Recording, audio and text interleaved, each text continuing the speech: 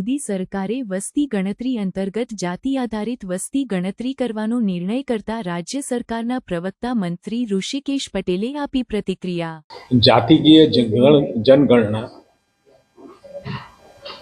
ઘણા સમયથી એટલે કે નહેરુજીના સમયથી આ મુદ્દો જ્યારે કોંગ્રેસ સત્તા ઉપર હતી ત્યારથી જ આ મુદ્દાની માગણી અને જાતિકીય જનગણનાની માગણી વારંવાર થવા છતાં પણ એમને સ્ટેબિલિટી લાગતી હતી કે અમને કોઈ આખા દેશમાંથી સત્તા ઉપરથી હટાવી શકશે નહીં એવું લાગતા એ લોકોએ ક્યારે, અને તમે ભૂતકાળના પણ જો સ્ટેટમેન્ટ જોશો તો એ લોકોએ ક્યારે પણ કોંગ્રેસે ક્યારે પણ આ મુદ્દાને જાતિકીય જનગણનાનો વિરોધ જ કર્યો હતો, પરંતુ સત્તા ઉપર રહી અને જાતિકીય જનગણના માટેનો જે મહત્વનો નિર્ણય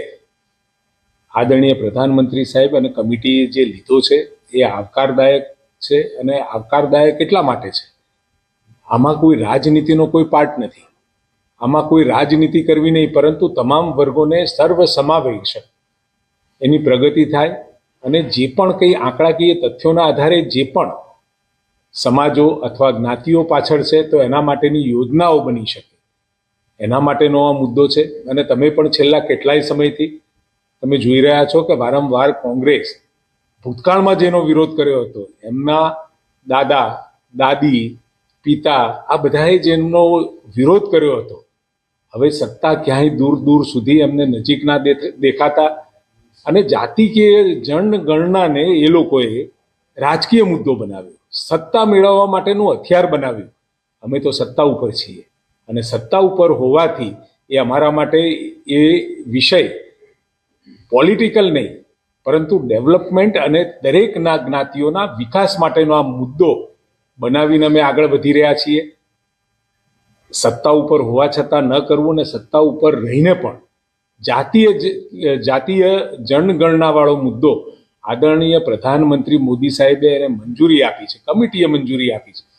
ખૂબ જ આવકારદાયક છે। અને આવતા સમયની અંદર જે દલિત, વંચિત, શોષિત, આદિવાસી જે પણ વિભાગો, જે જાતિઓ ક્યાંય પાછળ રહી છે તો એમને આગળ આવવા માટે યોજનાઓ બનાવવામાં ખૂબ મદદગાર સાબિત થશે। કોંગ્રેસનું કહેવું છે કે અમે આંદોલન કર્યું, અમે લોકોની વચ્ચે ગયા અને એટલા માટે હવે કેન્દ્ર સરકારે આ નિર્ણય અમારા આંદોલનને એટલા માટે જ કહ્યું કે જ્યારે સત્તા ઉપર હતા ત્યારે એ નિર્ણય ન લીધો અને આંદોલન એટલા માટે કર્યું અને એટલા માટે મુદ્દો ચગાવ્યો કે ફરીથી સત્તા ઉપર આવવું હતું। અમે તો સત્તા ઉપર જ છીએ। આદરણીય મોદી સાહેબ અને ભારતીય જનતા પાર્ટીની સરકાર વર્ષો સુધી સત્તા ઉપરથી હટવાનું અથવા તો એને હટાવી શકવાનું કોંગ્રેસમાં સામર્થ્ય ન રહેવાથી એમને આ મુદ્દાને જાતિકીય જનગણનાને એ પોલિટિકલ મુદ્દો બનાવ્યો। અમારા માટે એ રાજકીય મુદ્દો નથી, પરંતુ દરેક સમાજનો સર્વસમાવેશક વિકાસ થાય એના માટેનો મુદ્દો।